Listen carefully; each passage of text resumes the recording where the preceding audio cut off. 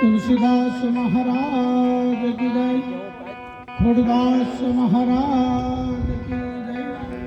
આમ તો બાપ આ ગામમાં બીજી વાર આવવાનું થયું છે। પહેલી તિથિ 2-3 વર્ષ પહેલા જ્યારે ઉજવી આની પહેલાની ત્યારે અહીંયા આવેલા અને જે આનંદ હતો એ જ આજ આનંદ છે। જેને ગુરુ મહિમા સમજાણો હશે ને એ આ બધા વિચાર કરી શકે છે, પણ આપણે ટૂંકું લેવાનું છે બાપ। કે મનુષ્ય દેહ મળ્યો છે ને એ અવળો વેડફાઈ ન જાય, અવળો વપરાય ન જાય। સંતોએ જેવી રેણી પાળવાનું કીધું છે ત્યાં વપરાય એવી રીતે જીવાય, એ જ મહત્વની બાબત છે। આપણા ગંગામાએ 52 પદ લખ્યા છે લગભગ, અને ઉપદેશ વિશેના છે। પછી એમને છેલ્લું ભજન એક લખ્યું છે કે કહેવાનું હતું એ કહી દીધું પાનભાઈ તમને, અમે રેણી પાળવા હાલો હેતે।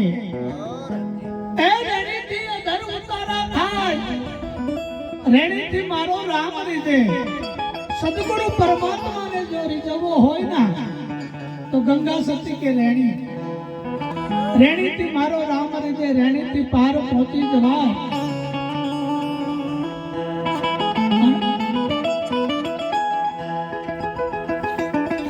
અને અખા બાપાએ કીધું છે કે મરીને જાવું દે ઘરે, ક્યાં આનંદ લૂંટવાનો છે।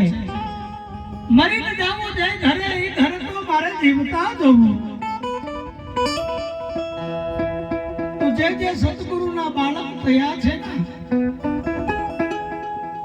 એમને 3 વસ્તુ સોંપી છે, તન મન ને ધન। તન મન ધન ગુરુજીને અર્પે, ધન લઈ નિજારી નર ને નાર। પણ દેવા વાળો કોણ છે?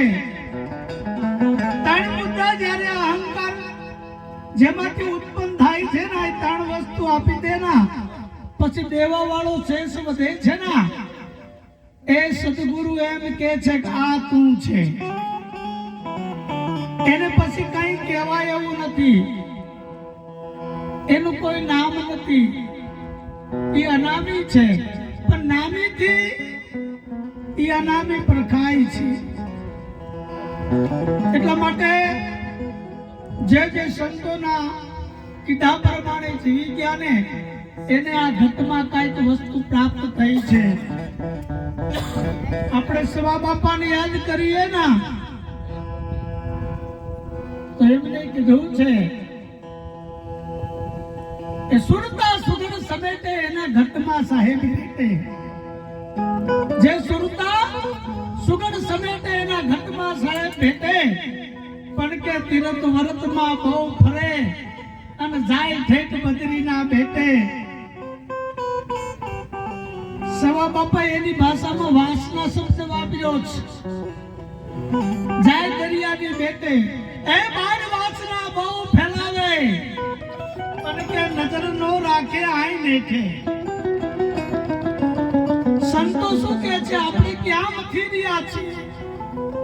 પડ્યું છે ત્યાં ગોતે ને ગોતે સેટે સેટે, વેરીથી જમ ફરે વિરોધે જોઈ ચાલે હેઠે। આદમ એટલે માલિક, આદમ એટલે સદગુરુ, આદમ તો યંત્રમાં વસે। પણ કોક ભજન કરે ના એને આ ભેટે। આ દિલ દરિયાની અંદર દેવની ડૂબકી સિદ્ધ ભરોસો સેટે। દાસ સવાને ફૂલગરજી મળ્યા, એ રહેશે નાથ બોંદના નીચે। આ નાથ કહેતા અવાજ થાય છે, બોલે બીજો ને ભીમો કે ભગવાન। બુંદ કહેતા શરીર થાય છે, એ બેયના વડે આપણે સદગુરુના ગુણ અત્યારે ગાઈ રહ્યા છીએ। એટલે એમ કીધું છે કે બેના આધાર વડે અમને મળ્યો છે. હમણે અહીંયા જગુબાઈની વાત થઈ તો એમને સંતો કોને કહેવાય, સંતો કેવા કહેવાય, ભક્ત કોને કહેવાય, ગુરુમુખી કોને કહેવાય, એ બધું એમાં આવી જાય છે. એક જ શબ્દ બોલવો છે કે સાચા સંતોની માથે ભક્તિના મોર, નિરખતા જેના નેણા હરખે અને મટી જાય મનનાની ડોર. આપણે આંખની ઓળખાણ નો હોય અને હરિભક્તને મળીએ, એ સંતને મળીએ, ત્યારે આપણું મન વાસના તરફ નહીં, બહિર્મુખ તરફ નહીં, અંદર ગતિ કરવા માંડે તો સમજી લેવાનું આ કંઈક પ્રગટ થયું છે. અને એમના સંગથી જો આપણને કંઈક જુદું દેખાવા મળે ના તો ત્યાં ખોટી થવાની જરૂર નથી. આપણે નરસિંહ મહેતાએ પણ એક જગ્યાએ કીધું છે, એને વૈષ્ણવ શબ્દ વાપર્યો છે, પણ એ મને તમને જ લાગુ પડે છે, ગુરુમુખીને, સત્સંગીઓને, કે વૈષ્ણવ જનતો તેને કહીએ પીડ પરાઈ જાણે. સંતો ભક્તો કોણ છે કે છે? નરસિંહ મહેતા કે વૈષ્ણવ જનતો તેને કહીએ પીડ પરાઈ જાણે, પર દુખે ઉપકાર કરે પાછો મન અભિમાન ન આણે. આપણે કોકને મદદ કરી નાખી હોય ના અને આખા ગામમાં કહીને કે પ્રેમજીભાઈ નાગલપર વાળાની આવી કઈક મદદ કરી હતી, હલવાઈ ગયા તેથી, તો સમજી લેવાનું કે આપણે પંથ કાપવાનો ઘણો બાકી છે. દાન દેવે પણ દેવે અદાચી, એ વચનમાં રાખે વિશ્વાસ. સંતો ક્યાં સુધી પહોંચી ગયા?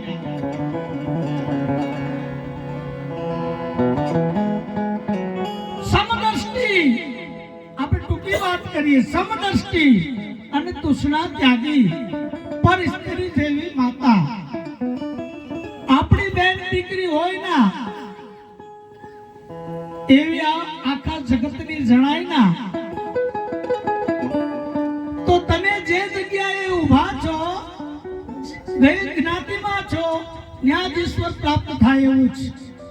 સેતો સહેજ નહીં, નોખો પડ્યો જ નથી, પણ મારા તમારા મનના કારણે, મનની આંટી છે એટલે નોખો લાગે છે. કોઈ સંતોએ ઉદાહરણ આપ્યું છે કે વંટોળિયો વાને ગોતવા નીકળ્યો. વંટોળિયો વાને ગોતવા નીકળ્યો, એમાં કોઈ દયાળુ સંત સામા મળ્યા. ક્યાં આજે દોડીને જાસ? કે પવનને ગોતવા નીકળ્યો છું. હકીકત તો જો પવનને ગોતવા નીકળ્યો હોય ને, આ તો બધી આંટીઓ મેલી દે, અને આંટીઓ મેલી દીધી ત્યારે એને ખબર પડી કે વંટોળિયો તાણી કાળમાં નતો, પવન જ હતો. એમ મને તમને જો ભ્રમણા થઈ હોય ને કે આપણે કઈક નોખા પડી ગયા છીએ, તો બસ એ ભ્રમણા મટાડવાની. અંધકારના કારણે દોરીમાં યારું દેખાય, વાસ્તવમાં યારું તાણ કાળમાં નથી, પણ આપણને ભાષો છે. અને જો કોક અંજવાળું કરી દે, કોક પ્રકાશ પાડી દે, ઓ આ તો દોરી છે. સપનામાં આપણે ક્યાંક ભૂલા પડી ગયા હોય, સપનામાં વાત કરું છું, આપણે ક્યાંક ભૂલા પડી ગયા હોય તો ગમે એ ક્રિયા કરવી ના તો આપણું ઘર ન ચડે. કેવલ ને કેવલ જાગી જાઓ તો તમે જ્યાં છો ત્યાં જ છો. એવી આ સંતોની વાતો છે. અને 15 મિનિટ આટલી છે, પણ લાંબુ કઈ કહેવાનું નથી, સમય ઘણો થઈ ગયો છે અને બીજા હરિભક્તો કદાચ બાકી હશે. એટલે સદગુરુ મહારાજ કી જય. ધન્યવાદ. નાગલપર નિવાસી પ્રેમજી ભાઈને ધન્યવાદ છે. હવે મૂળી જહાપરના લાભોબેન આપણને એક વાણીનો લાભ આપશે.